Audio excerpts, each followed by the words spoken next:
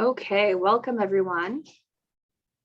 Thank you for joining us today. I know we're starting a few minutes late. We were just waiting for others to hop on. But I think now is a good time to start. So I hope you can all see my screen. I've tried screen sharing, and so I'm just sharing the agenda now. So the beginning is just welcome and approval of minutes from the last meeting. I know some who were at the last meeting aren't here, and some who are here weren't at the last meeting. So if you have time to look over the minutes just to review and kind of if you have any questions or anything like that, feel free to reach out to myself, Neil, Inosa, or Gertrude. Gertrude, who is a co-lead of the Emerging Leaders Network as well, wasn't able to be here because she's on some sort of adventure in Europe for work or something. So I'm just jealous about that and a little bitter, but that's fine. So she won't be joining us today, but I would like to introduce myself really briefly, as I don't think I've met you all. So my name is Chloe, and I am the co-lead for the Emerging Leaders Network with Gertrude as well, and lead for the Francophone Network, trying to develop that and such. So I've been with Pegasus working with Pegasus for about a year, I guess, in a volunteer capacity, and I'm just happy to have more people join us. So I guess we'll do a quick roundtable. We'll move the agenda around really quick just because it makes more sense to do the roundtable now. So I'll allow Neil to go next, I guess. Hi, everyone. I think that most people do know me. I'm just in the car, just coming back from visiting a sick relative. But I'm a family doctor in Waterloo, Ontario, have a refugee health clinic here, and have been involved in different things, public health, environmental health, peace through health. And yeah, just really nice to see a couple of new faces and all of the old faces here, and looking forward to Innocent's presentation. Thank you, Neil. I hope your relative is doing okay. Best wishes to them and to your family as well. So we'll move on to Camille. Hi everyone, my name is Camille Several, and I've been with Pegasus since 2017, having worked on the conference before COVID, and then supporting with some of the virtual events since the pandemic. And my role has been in the capacity of event manager. So lovely to meet you all, some familiar and some new names. So excited to see the Emerging Leaders team grow over time. Thank you, Camille. I'll pass it on to Melissa. Hello, everybody. My name is Melissa Whaling, and I'm the Executive Director of Pegasus Institute. I think I've met most of you, if not all of you. Thank you all for being here, and I'm really looking forward to Innocent's presentation. Thank you. Thank you, Melissa. So I think that's all of the Pegasus staff or team, I guess, in terms of Pegasus side of things. So Robert, I'm gonna put you on the spot and go for it. Hey, well, hold on, I'll turn on my camera. Hello. I'm an undergraduate student at Wilfrid Laurier, studying health science, and I guess I work under Dr. Arya in supporting his research projects and a lot of the Pegasus Institute's various tasks and things that need to be done whenever I can. And it's nice meeting everybody. Thank you, Robert. I'll go on to, and I really apologize if I butcher any names. Please feel free to call me out, correct me, anything. I'll try my best. So I'll move on to Hannah Buchanan. Hello. Yeah, I think it's a Scottish name or something. no one ever gets it right, not even at my graduation. Sorry about that. Okay. Yeah, I'm currently a student at McGill doing my master's in biology with a focus on non-small cell lung cancer. I think I only started coming to meetings with Pegasus probably fall of last year. And I think a big motivator was that, sorry, I was speaking with Alex about writing an article about human trafficking. But we're still figuring that out. But it's nice to see you guys. Thank you for joining, Hannah. And you can teach me how to pronounce your last name in the future. I would love to know that. I'll move on to the other Hannah. Hannah, and again, I might butcher it. I apologize. Rael. You pronounced it totally fine. Yeah, my name is Hannah. I go to North Dakota State University I just started my Master of Public Health in Community Health Sciences, but I grew up in Canada. I'm very involved with the American Public Health Association, so that's kind of how I found out about Pegasus. So my interests are in global health and the connection between health and human rights. So I'm really excited to be here. Thank you, Hannah. We have Bojana or Boyana. I am not sure. It's Boyana. Yeah, Boyana, thank I'll you. turn on my camera for a minute. I'm taking a walk because I've been in the hospital all day, so apologies for my camera's off. Hi everyone. I'm yeah, I was like, it's sunny. It's the first time in a while. I'm a first year family medicine resident here at University of Toronto. I know I got into Pegasus through Neil. I went to the 2017 conference and then I did the Summer Institute for Refugee Health back, I don't even know, probably 2017 as well. I do a lot of like climate advocacy and climate sustainability for healthcare, and I've done a lot of research in global health. So I'm really excited to learn from you guys all, and I miss this kind of discourse now as I go through residency. So it's always really refreshing to kind of talk to like-minded peers and learn from you all. Thanks. Thank you. I totally agree. You kind of need that that refresher of the academia back in your life a little bit after you leave school. You really hate it while you're in school, but definitely you have to appreciate it. We have two more, so I'll go to Pakiza next. Oh, you're muted, Pakiza.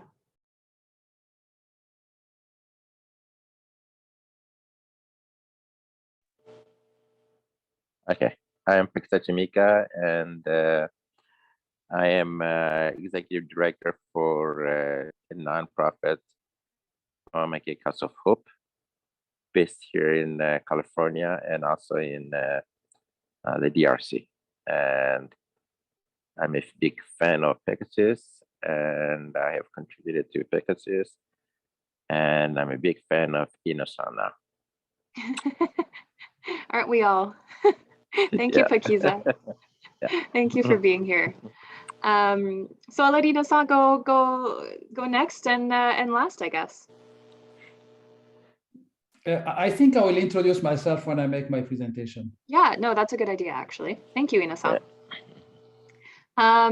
So thank you for all the introductions. Apologies for the late start, just letting people kind of roll in. Next item on the agenda really quick before we move on to Inosan's presentation, I do want to leave the bulk of the meeting for Inosan's presentation and the interaction that will follow, or that will kind of simultaneously happen in that interaction. It'll be very interesting. He has presented it to myself and Neil, and I did find it very thought-provoking and allowed for reflection. So I think it'll be interesting for all of you to hear. But first, I just want to really quickly provide a few updates on a few of our institute activities. So I'll do all the updates first, and then we'll move on to Inosan's presentation to allow for that maximum interaction. So feel free, Melissa, Camille, Neil, to jump in at any time. I'll share my screen again to provide an update on the Summer Institute first. So I've just pulled up Melissa's slides here, or a little document on Pegasus and kind of our current activities. So with regards to the Summer Institute, so in partnership with McGill's Summer Institute in Global Health, if you're not aware yet, Pegasus has partnered with McGill to create a Summer Institute in Peace, Health, and Sustainability. So within this Summer Institute of PHS, there are, which will run from May 24th to June 10th, 2022, and will be virtual. There are 2 courses. So the first one is Peace Through Health, and the second, and as you can see, the faculty members, or the teachers that will be providing instruction on these courses, and some of the content. So, for example, I believe Vincent will also be teaching on health diplomacy and peace throughout this institute. Myself and Melissa will be providing a brief lecture on mental health in Somalia, following a report that we worked on with some other Pegasus Institute members, and such. So there's a little bit of exploration you can do here. I believe this document has been shared with everyone within Pegasus. I'm not sure if I have the permission to share it with you if it hasn't, but if not, I can definitely write up a summary of some sort, or there's also publicized information on the website that I can share with you. Feel free to share, Chloe. Awesome, thank you, Melissa. I didn't want to steal any publication rights or plagiarize and all that stuff. No, it's not 100% accurate, but things have changed slightly, but yeah, it's still really relevant. Okay, perfect, thank you. The second course is on environment and human health, and that will run from June 6th to 10th, 2022. And is similar, this is kind of an outline of topics that will be covered in this in these courses, this institute. It's a really interesting opportunity for Pegasus and for all of us, really. I'm really excited. I know Neil is excited, and everyone's excited about this opportunity, and the networks that we can build really through this. So Neil, I see you would like to say something. Go for it. Yeah, no. So for each one, we actually have people who would be world leaders in terms of, say, war and public health. And I know that Hannah's in the States now, but so Barry Levy has done a lot of work pioneering in terms of that. We have people from Somalia, we have Innocent, hopefully Fakiza, so people representing different parts of the world, people from Syria, from Iran, so different zones of conflict, and people who've published a lot, spoken a lot, people who've been involved with mental health and psychosocial support, and peace building in Africa. Janice Alton, who's with Voice of Women for Peace, is actually going to have a couple of guests who each won the Nobel Peace Prize. Mairead Corrigan Maguire from Northern Ireland and Lema Gabao from Liberia. So the Peace Through Health course really has a lot of amazing people, and the same is true for environmental health, with people again from several different countries, Indigenous leaders, people who've been involved in terms of analysis of corporations and environmental toxins, and in terms of human rights too. That for those of you in public health, Trevor Hancock, who was the founder basically of the Healthy Communities movement, Andy Haynes, who headed up the London School of Hygiene and the Lancet Commission on Planetary Health. He's also been made a knight. So just who's who of both peace and health and environmental health. So I really would encourage you to sign up. And if you have other emerging leaders from the global south, particularly from low and middle income countries, we may even have some scholarships for some people. But even otherwise, it's pretty affordable. Thank you, Neil, for filling in all the gaps that I missed, or that I just don't have the knowledge for. So thank you. So I guess I'll probably call on Neil and Melissa again for this next update, but I will try my best. So the next update I want to provide is for the Wolf Island Creative Arts event. So again, I'll steal from Melissa a little bit. This is a quick kind of glimpse as to what we're looking to plan. We're trying to plan for this this coming summer.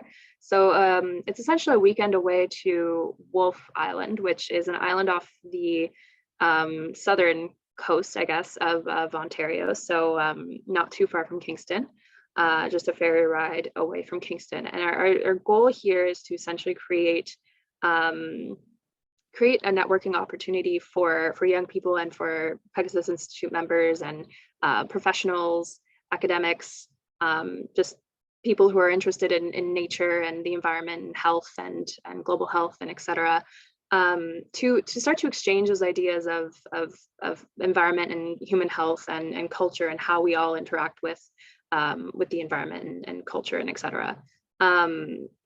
So it is in the planning process, so the days haven't yet been exactly planned, but it is looking that it will be likely focused on the music aspect and how humans kind of feel, think, and connect through music and how that has to do with the environment. And I hope I'm not kind of it's difficult for me to explain as I'm kind of trying to wrap my head around the project itself. So Neil or Melissa might be able to do a better job at explaining. But it is essentially supposed to be a creative arts event that allows members of Pegasus and et cetera to experience global health at its nexus with peace and sustainability. I'm going to stop talking now. Go for it, Neil. Okay, yeah, so this is something that has been in the works for a little while. We had performer Chris Brown, whose picture you see in the bottom right. So it's, even though he's a musician, Chris Brown, he's not the Rihanna Chris Brown that other people have possibly heard of. But Chris has had an interest in environmental sustainability and social justice and has worked with people who've been incarcerated. So he has his known nonprofit called Pros and Cons, and he bought this hotel on Wolf Island. And he's got different partners who are Indigenous and concerned about sustainability. So we were talking about doing something together, and he said, well, now I've got this hotel. We can perhaps do this. It's a 17-minute ferry ride from downtown Kingston. And so it came about that we would have a meeting of some of us from Pegasus, but also try to encourage particularly younger people who've been involved with creative arts. So certainly we expect our emerging leaders to have people come.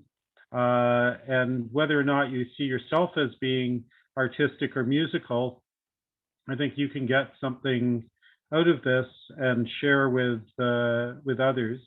But particularly if you have friends interested in social justice and creative arts, I would invite them. We have a couple of other well-known musicians, James Gordon. You could look him up. We'll probably have a link to some YouTube stuff. He's done stuff on climate change recently, and he's now a Guelph city councillor, so in Guelph, Ontario. And then we have Bob Wiseman, who was part of a group that was well known around 1990. He was a founder of something called Blue Rodeo. And he now has looked at other creative arts and improvisation, filmmaking. And so each one of them would be willing to mentor. We have some people who are interested, perhaps Zainab Mahdi, who does spoken word. She's of Somali origin, Somali Ethiopian origin. And so she may come, but it's, and then we'll have, outside of a couple of formal workshops, we will be learning from some of the local Indigenous people about particular knowledge there and things in terms of local food sourcing. We'll have other informal things like bird watching and juggling that Boyana was part of something with Kevin Potty. So Kevin Potty likes, he's done workshops on bird watching for medical students, or on juggling, I should say, for medical students, but also bird watching. We'll have some environmental art.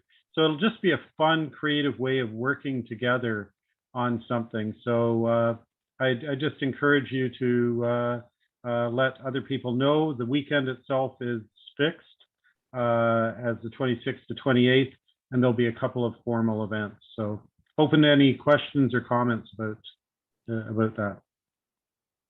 Oh, and I should mention, so James Gordon is friends of a guy named Thomas King, or Tom King, who's done stuff on Indigenous history. And so I asked James whether he might be able to invite Tom along, at least to do a reading. So you'll have people who are well known and creative. So open to any questions if anybody has questions or comments.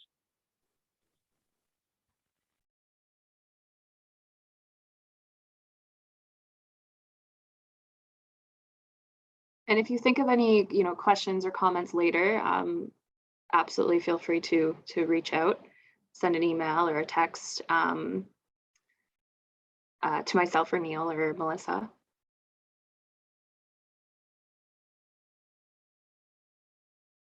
Okay, so so if no one has any questions, again, that opportunity is open. But it is just going to be a very nice opportunity to connect and to meet new people, to network, to kind of learn about sustainability and health and peace through a different lens, I think, which will be interesting. On myself, it'll be something new that I've never really experienced or thought about too much. So I'm excited to learn about that and to see what it brings. And to meet Pegasus, people in person, because I've never done that. So that'll be interesting and fun. Just themselves want to learn more about global health, public health, medicine.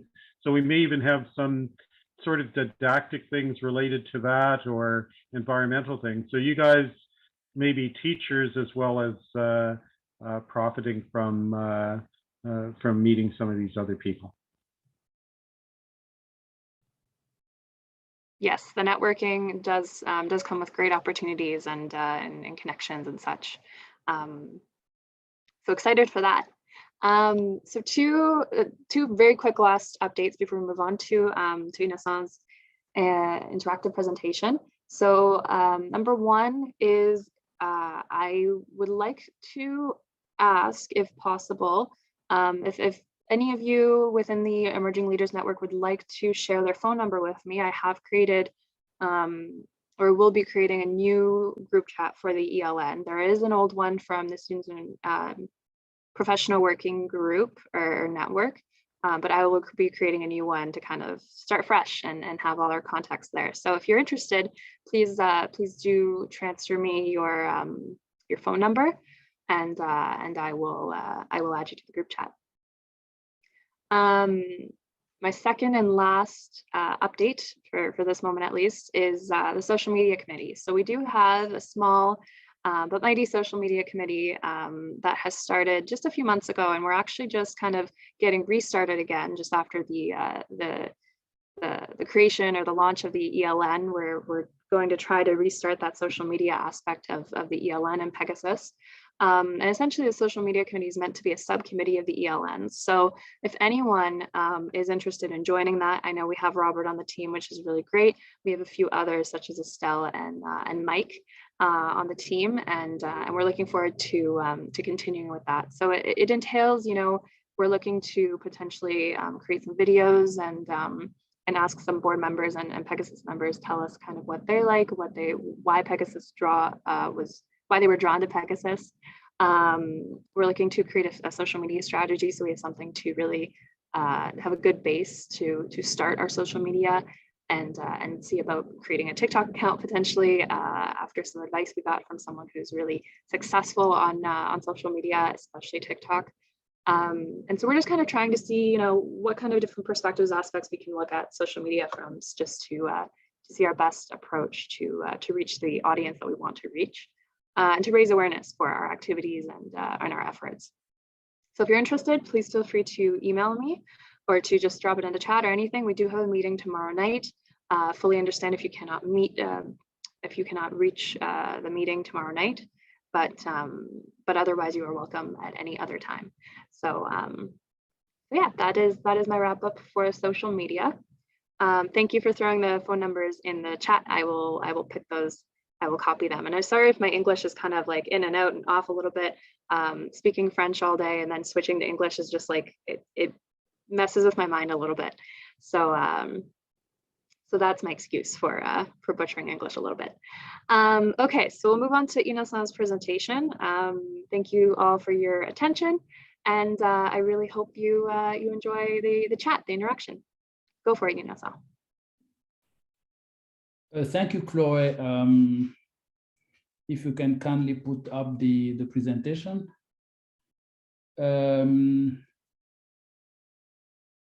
So I will introduce myself as to set the stage actually for the presentation.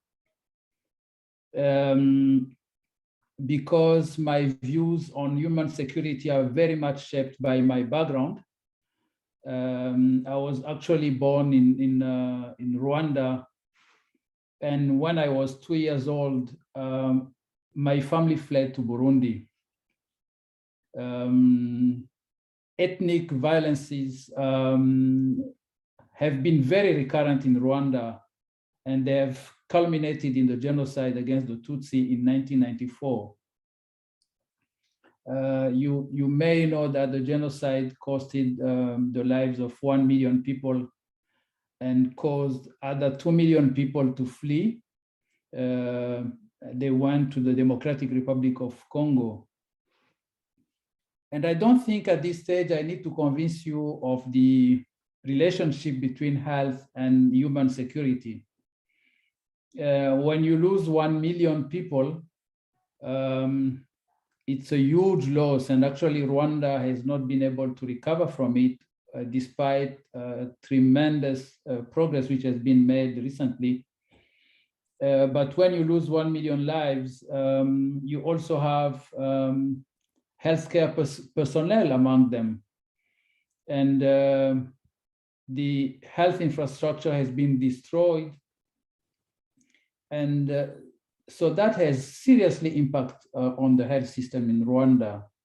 And again, when you have 2 million refugee people fleeing to the DRC, it means those people going to live in very precarious conditions, a fertile ground for the occurrence of outbreaks. And in actual fact, there was a cholera outbreak in the DRC that claimed the lives of thousands of people in the aftermath of the genocide. Rwanda is now a peaceful country, and we can say that it is a fast developing country. But we are still dealing, Rwanda is still dealing with security threats along the border with the Democratic Republic of Congo. I left Rwanda when I was 2 years old, and I went back to Rwanda when I was 37 years old. So you can imagine 35 years gap. And these are countries which are like 30 minutes away from each other, 30 minutes flight. So I will abstain from discussing the politics in this discussion. But again, you can easily grasp the relationship between the politics and security, and as I will be mentioning, between security and health. My exiled country, Burundi, was not better, actually. It was not better. We had recurrent ethnic violence. By the way, Chloe, can you put up the slide? Apologies, I thought I was screen sharing, but I don't think I am. So I will do that again. It's okay, we are still on the first one, so. Oh, okay, okay. Yeah. Okay, I see what's happening. Sometimes, Chloe, I find I have to stop share and reshare. It does weird things. Okay, can you see the second slide now? No, we just see the Pegasus slide still. Oh, okay. So I will reshare and see if that helps. There we go. Yeah, good. Thank you. So okay, you can be on that one. So in Burundi, things were not better. We had recurrent ethnic violence with considerable impact on human lives and infrastructure, and the country is still struggling to overcome the negative consequences of it. This is the country where I started practicing medicine, including the journey in public health. So that is one aspect of my background that I wanted to introduce. Let me introduce the other aspect, which will, before I come back to the main topic for discussion, because it has got an impact. So I am a medical doctor by profession, with a career of 38 years in public health, including 20 years with the World Health Organization. I started my journey in WHO in 2002. And that was exactly 1 year after the headquarters of the WHO Regional Office for Africa had returned to Brazzaville, Congo. The staff had to evacuate Congo in 1997 as a result of the war that plunged the country into chaos for a number of years. Actually, the regional office headquarters were located in the southern part of the capital city. And that was a region which was at the intersection between government-controlled territories and rebel-controlled ones. So you can see how the war situation in Congo also impacted an organization like the WHO with the negative impact, because the office had to relocate to Zimbabwe between 1997 and 2001, really having serious impact on the activities. So all this to say that I look at health and human security from those backgrounds. When I joined the Pegasus Institute a couple of months ago, I thought that this was a great opportunity for me to establish a great connection between the themes of global health and peace, looking at it from a background perspective. So in preparing for these discussions, I went to the literature and to check what it says about human security. And you can see on the slide that the concept of human security has been evolving over time. The initial perspective was human security looked at it from a state-centered concept perspective, where security was seen in the prism of states and war, with the states being the men responsible for ensuring security. Again, the concept came to evolve with the two world wars and the Cold War between the USA and Soviet Union.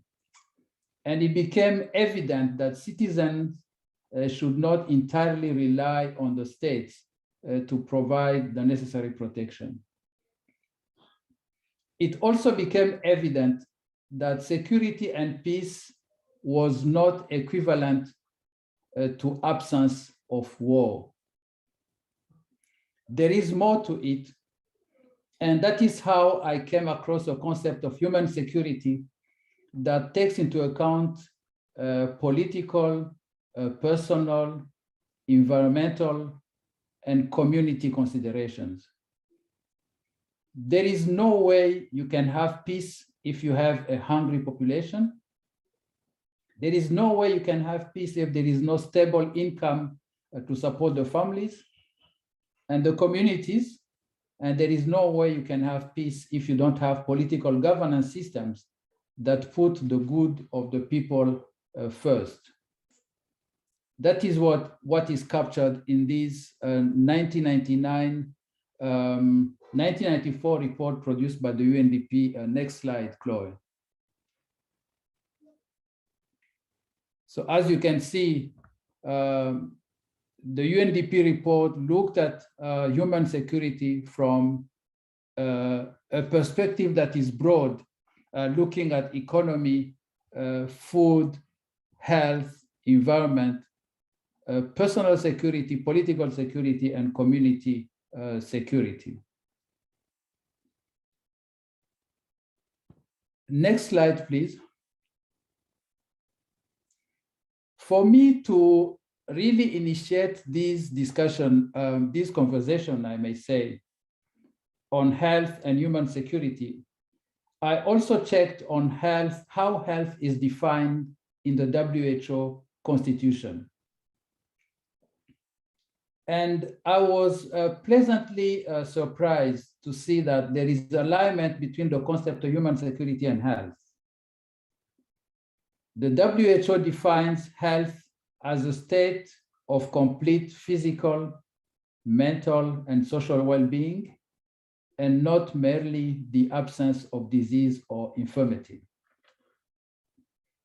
And the preamble of the WHO Constitution, next slide, please. The preamble of the WHO Constitution clearly spells out the intersection between health and security by indicating that the health of all people is fundamental to the attainment of peace and security. Health is therefore a powerful instrument for peace and socioeconomic development, and other sectors can also contribute to health as defined in the WHO Constitution. The next slide, please. We have seen very clear linkages of these with the advent of the COVID-19 pandemic, which has claimed so far 6 million lives across the globe. It is now easy to understand how health has come at the forefront of diplomatic activities, at the forefront of negotiations between the states, but also on joint ventures which were requiring close collaboration with various sectors, including non-governmental organizations and the private sector. This is where health diplomacy comes in, with health featuring high on the agenda of foreign policy. Next slide, please. There is a need to move from a position where foreign policy neglects or hinders health to a situation where foreign policy serves the goals of health. And this can be done through formal diplomatic channels, but it can also be done through daily engagement between various sectors, including governments, the private sector, academia, and others. Think of the roles played by the pharmaceutical industry in the control of the COVID-19 pandemic. Developing and availing COVID-19 vaccines in a record time was perhaps one of the greatest achievements in science of the 21st century. Next slide, please. Health cannot be left in the hands of the health sector alone. In the recent past, we have seen health desks being incorporated into diplomatic missions in the embassies, particularly in Geneva, to help the states in their engagement with the WHO and other multilateral organizations present in Geneva.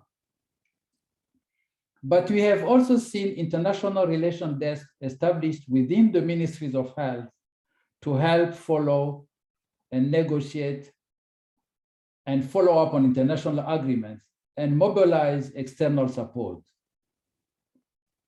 In the last 8 years, we have also seen health rise to the table of the UN Security Council with adoptions of resolutions on Ebola and COVID-19 pandemics. Next slide, please, Chloe. So these are the resolutions which were passed by the UN Security Council, again showing how important the issue of health security was becoming in the eyes of the political leaders. So there was a resolution on Ebola in 2014. There was a resolution on COVID-19 pandemic, actually 2 resolutions on COVID-19 pandemics, really illustrating the importance of health security as part of the health concern, security concern. So during the last 6 years, next slide, please. I was privileged to represent the WHO to the African Union. And I have witnessed active diplomatic engagement of the African Union on health issues, including discussions on COVID at the African Union Peace and Security Council. There were also, and there are also, efforts to address vaccine equity, because no one is safe until everybody else is safe. Those efforts were including the establishment of partnerships for vaccines manufacturing in Africa, the intense diplomatic work of the Africa CDC in supporting the member states in their fight against the COVID-19 pandemic. In conclusion, I would like to say that human security does not mean absence of war or conflicts only, and health is more than absence of disease and disability. It was extremely difficult. It was requiring a delicate balance for me to make this presentation without really venturing into discussion on politics. But I hope I have been able to do so and still communicate my message on the interface between human security and health. I thank you for the attention. Thank you, merci Innocent. That was a fantastic presentation. Virtual round of applause for Innocent. Thank you, Don, and welcome, Don. I don't know if anyone has any questions or comments for Innocent. Thank you for the virtual round of applause. Thank you very much.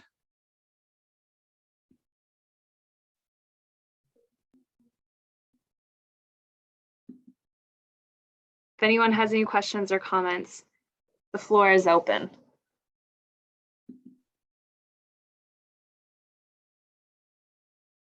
So maybe if you could stop sharing the screen so that we can have a view of the participants. Yeah. Like a round table. Yes.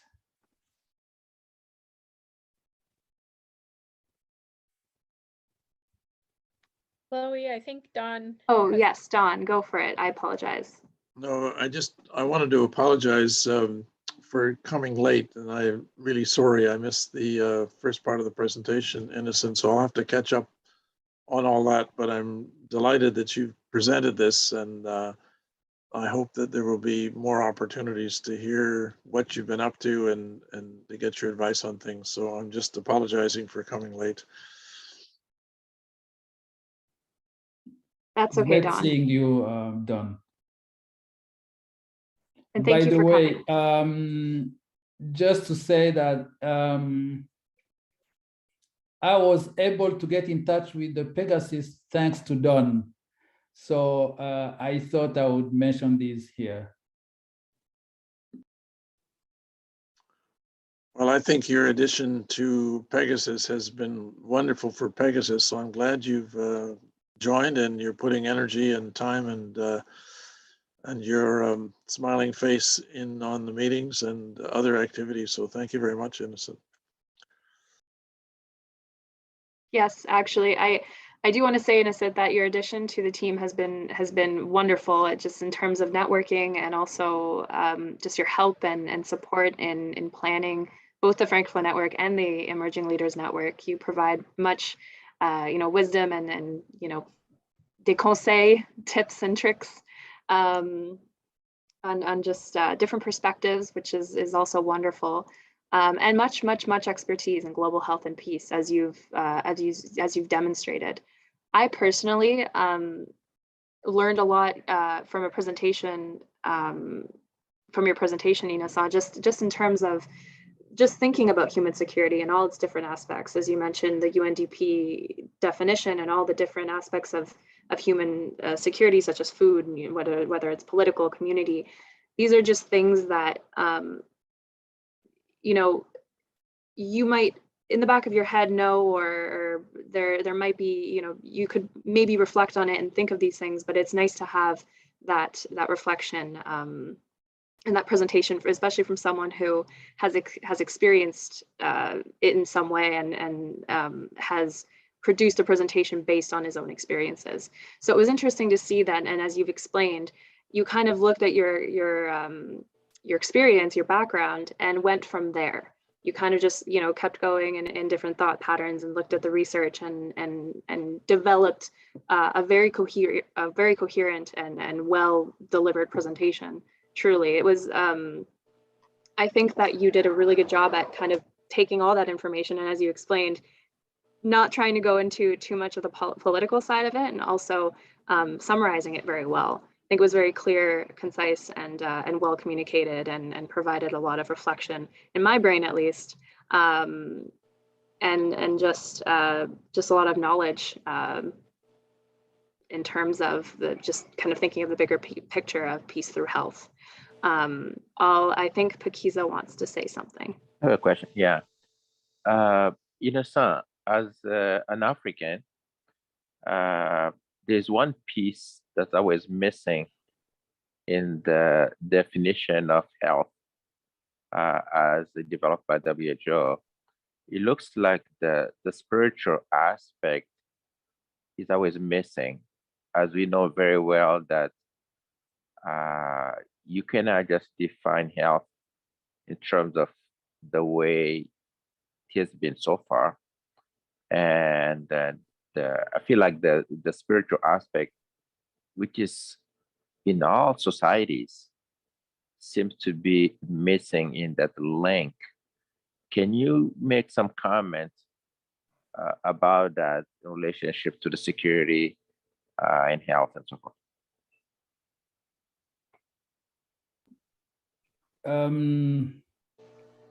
Thank you very much for the question. Definitely, there is, I believe there is a spiritual dimension that can be discussed in the context of human security and health, actually, and health, because some of the beliefs can determine certain attitudes and certain practices, particularly in the context of, just to cite the example of the COVID-19 pandemic.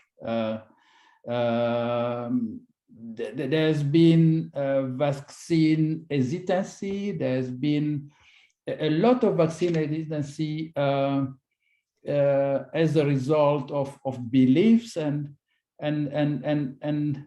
there is definitely a connection, and I'm sure that you can authoritatively actually discuss about it, Pakiza, as someone who is very closely involved with the spiritual dimension of the work you are doing. But there is definitely a connection, but I was not well equipped to discuss it.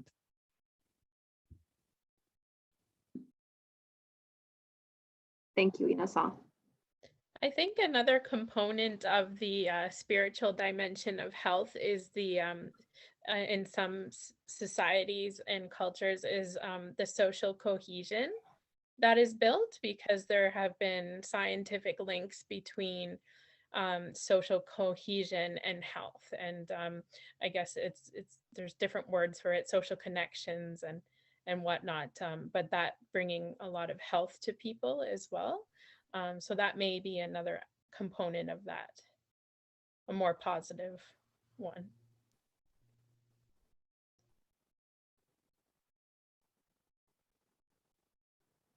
Go ahead, Don. Thank you. With respect to that question that Akisa mentioned, when I started my work in Africa, I went out as a family doctor from Canada and was put into a rural area where there were hundreds of thousands of people attending hospitals, and I was the only doctor, and there were very few nurses, etc. But what was an important realization for me was I started to learn to ask, especially the older people in the population, and particularly older women, what is your idea of what causes this condition? Say something like measles, they had their own name for it. And so then they would talk to me about how they conceived of it, what they thought it was, and what they did to prevent it. And I realized there was this whole system of belief around measles, and somebody like me walking in with a syringe in my hand saying, I just need to give you a little injection and you'll be fine, was really strange. So I really had to listen, and I learned to ask those questions. And so I understood much more about this, let's say, the spirit of the people and the traditional beliefs, understandings, whatever. And I had to adjust the way I approached my work along that line. So maybe that's an example, was an example for me anyway, when I was out there. I think Chloe and I as well, not to go too much into it because we're doing our presentation through the Summer Institute.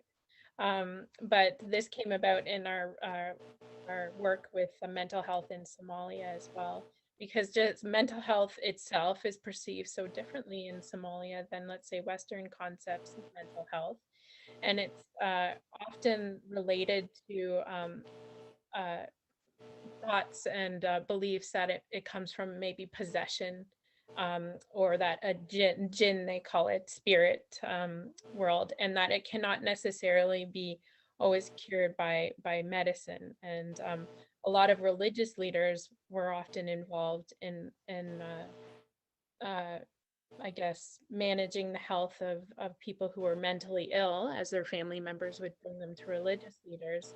So people working in mental health in Somalia, kind of over the years have developed closer relationships with spiritual leaders and healers, because it's such an important aspect to include all forms of healing that are important to everybody. So that's just something that came to mind also when you were talking about that, Don.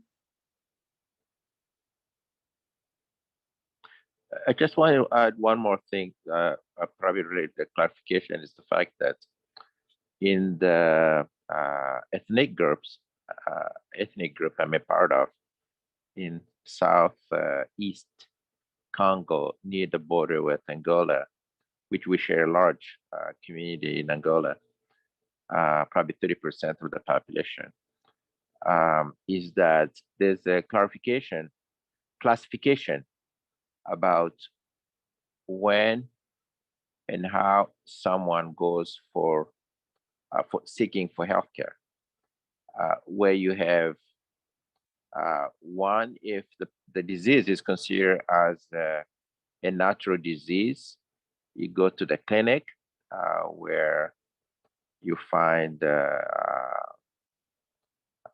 European trained doctor and nurse who take care of it.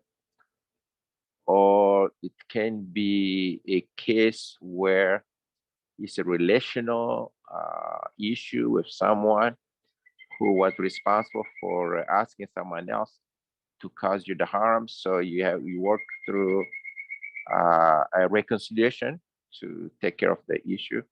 And the third level is I guess what some people call the spiritual one, where there have been some events that have offended the elders who have lived before, and to take care of it, it's the certain ceremonies that you organize to deal with the disease. So people go through within those three areas. Could start with the what they call natural cause, and then it can move if it's not taken care of. Could be they might be suspect that maybe relationships have been broken, and if not, then they might move all the way to the offending the ancestors who have lived before. So the treatment would go between those three levels.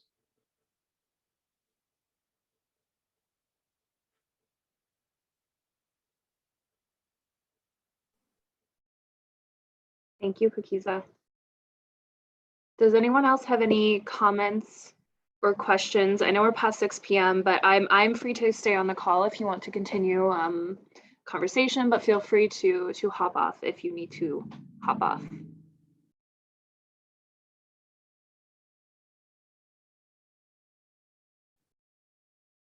I have a quick question that might be very broad for Inessa, so I hope that it's not too broad for you. I'm just curious. I'm not super literate in politics and global health diplomacy, so I'm curious to know what kind of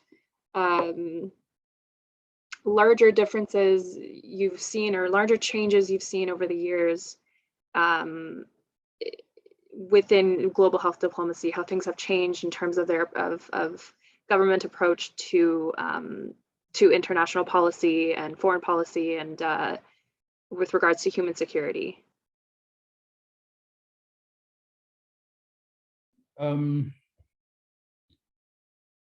That's a very good question. I don't know whether I'm well placed to give a very satisfactory answer. But I remember when Dr. Tedros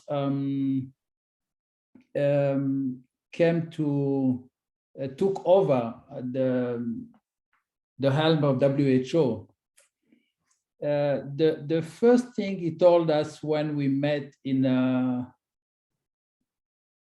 retreat of WHO representatives was, guys, health is not something that should be left in the hands of the ministries of health alone.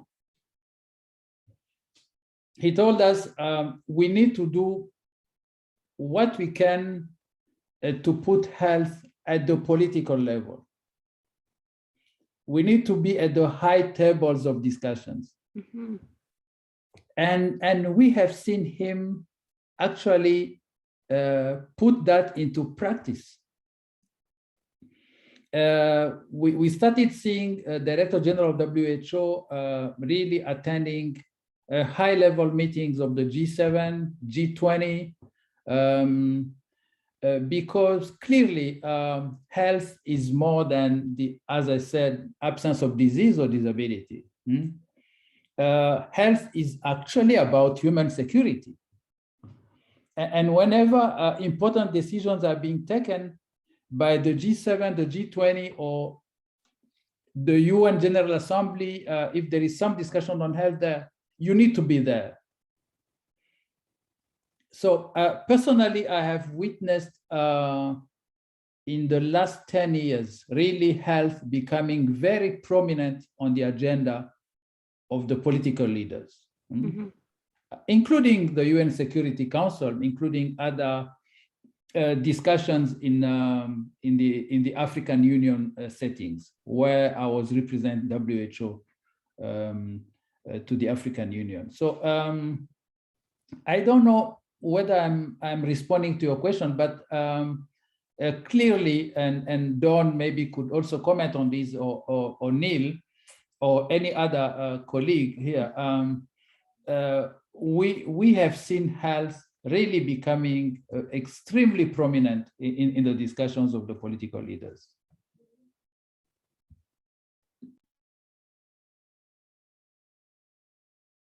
No, that was a fantastic answer, so I appreciate it. It is interesting to kind of see, and I mean, as many of you know, I don't have too many years of experience, so just coming from school, even just kind of seeing how health and the overlap of health with different social determinants of health, such as we mentioned, human security, politics, economics, anything you can name basically is a social determinant of health. Even that coming in to the health landscape and really being at the forefront of how we develop programs and how we approach a healthy community and health in general, that I find just through my academic years has shifted a little bit, and that it's come out on top. And it's very important for not only public health classes to approach social determinants of health, but it is now important for a political science degree, minor, major, whatever, to also learn about the social determinants of health, and medical students, and et cetera. It's almost something universal. The same way research methods is necessary for an undergraduate degree or a graduate degree. I feel as though social determinants of health and such human security is something that is embedded, or needs to be embedded, or is going to be embedded in the future into a variety of different programs and practices, just as a means to not only understand the profession but the world, and how the profession fits into the world.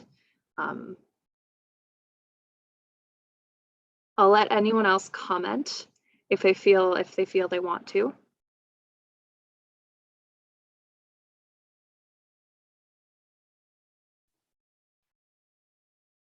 Go for it, Don. Yeah, I'm tempted to respond to Innocent's invitation. I think the pandemic has taught us a lot about the interface between, let's say, political processes and health, and the impact of health on politicians and leadership. And how does one deal with science, because it has economic impacts, a lot of things. And I think the public and many others have learned a lot through this process, the rationale for various kinds of activities and its impact locally and travel, international, etc. So I see it as a great opportunity to keep that open door between the political process and understanding what it takes to keep a population healthy. There might be some more open doors that way. And we've seen wise leadership come through, and we've seen people embarrassed and political leaders who had to step back and say, gosh, I better pay attention. So I think I see it as an opportunity for this field of work. And I think there's been some good leadership from WHO as things developed, and we've seen good leadership, let's say, across Canada from these processes. So I would toss that out as a concrete example. Thank you, Don. Thanks, Don.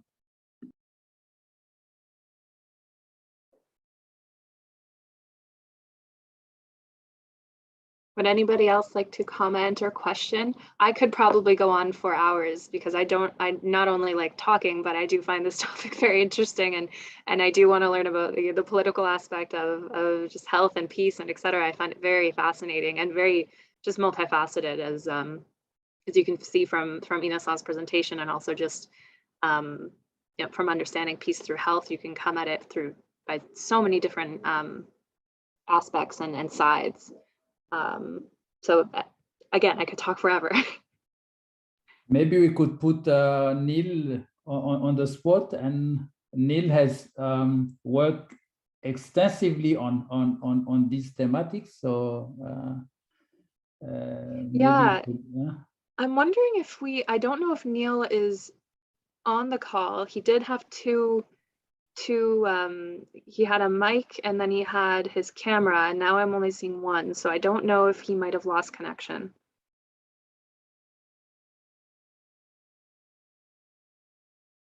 I think that might be the case. I don't have a message or anything from him though.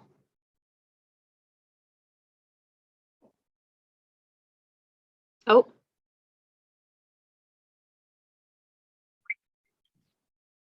If you need me, I can talk. Just a second here. Yeah. I don't know if I've got any specific words of advice right now. We will have our Peace Through Health course. What we do with that course is a large number of things that I've been involved with have been more at a micro level than the macro level, and not so much with the UN institutions. And so the project that we had with Chloe and Melissa on the mental health of Somalis, initially we had that as a project related to mental health and peace building, mental health of IDP youth. And that was really my first major exposure to working with the WHO. And I'd be interested actually to hear your perspective, Innocent, about an institution like WHO in terms of its power, but also the things that hamstring it in terms of peace building. So part of it is that international reach, the collaboration with governments, but part of it is a bureaucracy trying to get things done, trying to work only with governments versus others who aren't represented, and how you balance that in terms of potential. And perhaps also, I think we only have one of our students, Hannah, other than Chloe, in terms of how it is for a younger person who's in an entry-level position, as you once were, in an organization like this, trying to make a difference. So I guess I'm putting it back at you, Innocent. Thanks, Neil. Maybe I may have a very biased view on WHO because I've been with WHO for the last 20 years. But this is an organization that has got a very tricky, how can I put it? A very tricky establishment. It is a secretariat of member states. It is supposed to deliver on its own, on a huge mandate, health overall. And this is an organization that depends really on the funding from member states. When it comes to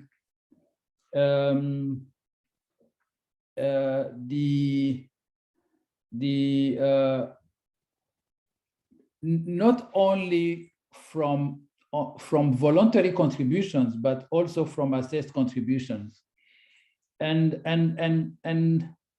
when you look at the proportion of assessed contribution versus voluntary contribution, unfortunately, you have an imbalance, a huge imbalance, because you have 80% of the funds coming from voluntary contribution and 20% coming from assessed contributions.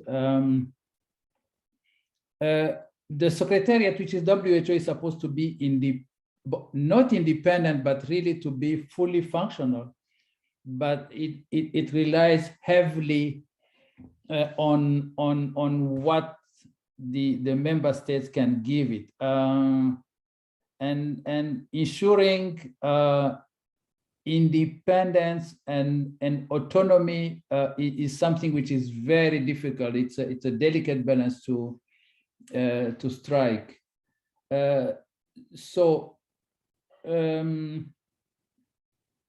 There have been some innovative mechanisms to really to mobilize resources to alleviate that dependence, but still the member states have an important say in the functioning of WHO. What can I say? We have shown, despite, I mean, when I say we, the WHO has shown with the COVID-19 pandemic that it is not easy to, it's not an organization that you can replace by any other organization. It has got its value as far as health security is concerned. And I think despite some political challenges, the WHO has demonstrated that it has been providing very valuable support to the member states in terms of guidance.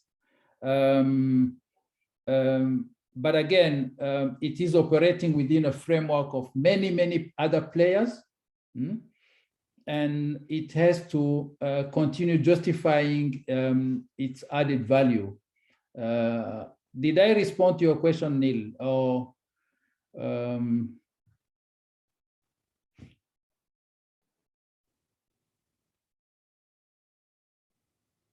thumbs up from Neil. I think we lost his audio again, so we get a thumbs up.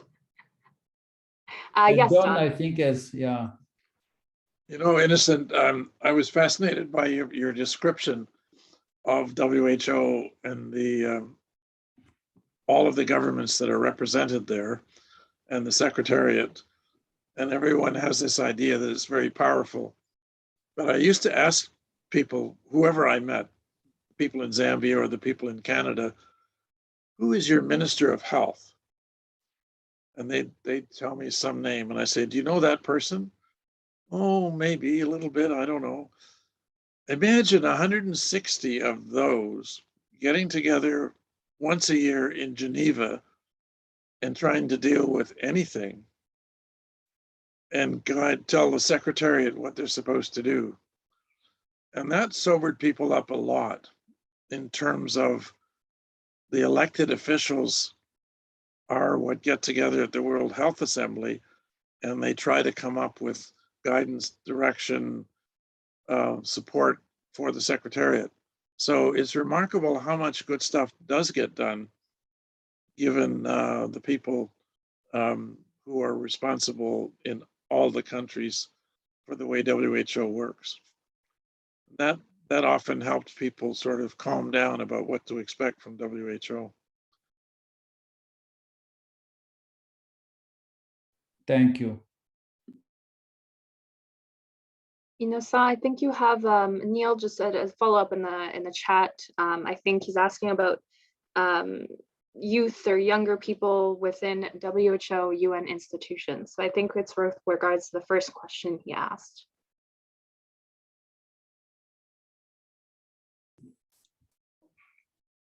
I think that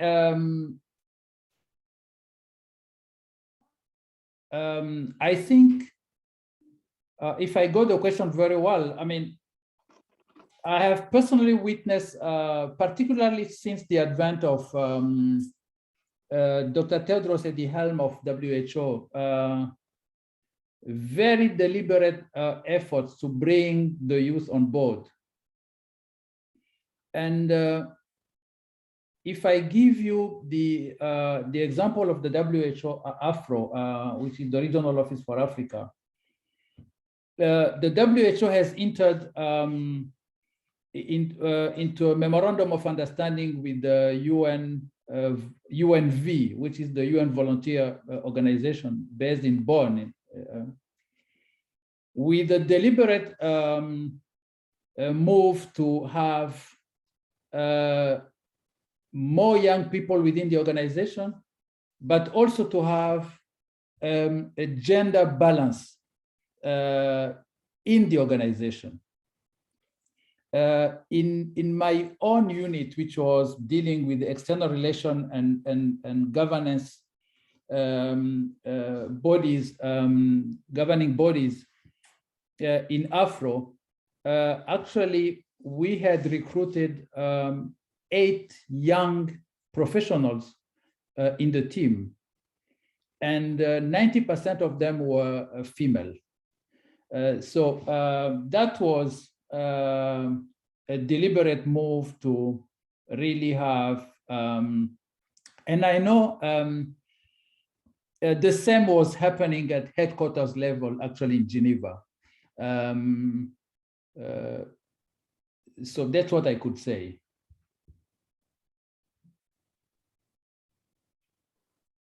Thank you, Ina-san.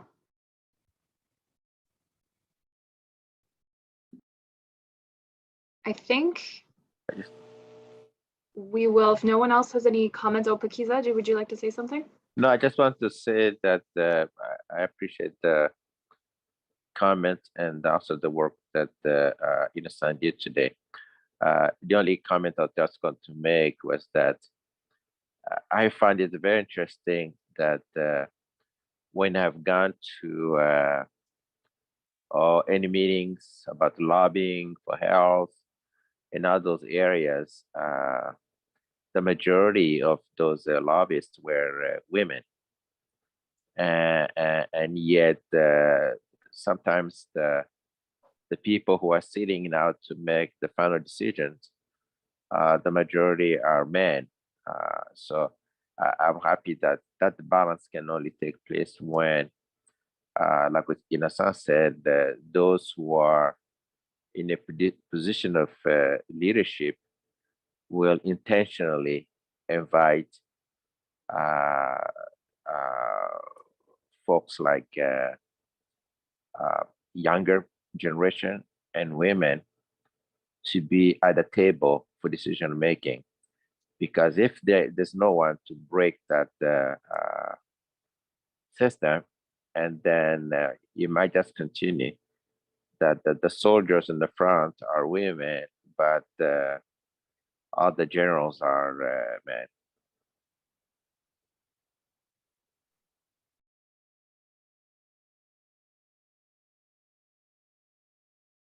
Thank you, Pakiza.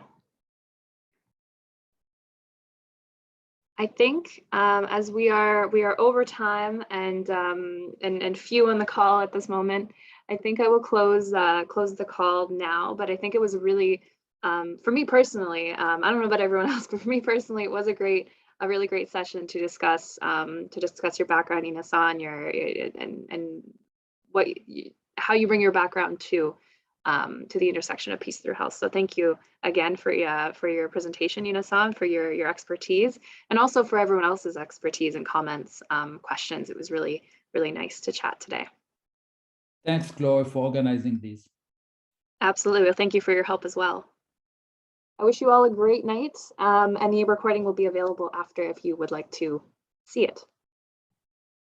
Bye for now. Thank you. Have a good night, everyone. Thank you. Thanks, Bye. everyone.